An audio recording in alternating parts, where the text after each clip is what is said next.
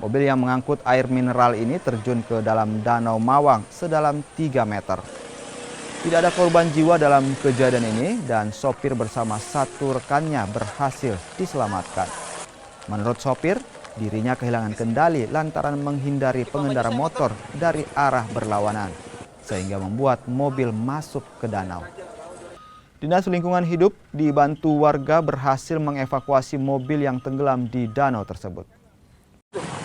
Saya menghindari motor tadi Pak, makanya daripada saya ambil risiko, baik saya buang keluar mobil. Memang kecepatan tinggi tadi? Kecepatan 40. 40? Bawa apa? Di dalamnya kosong. Kosong? Ya. Tapi ini angkutan apa? Maksudnya dia mengangkut air? Dari suplai air dia.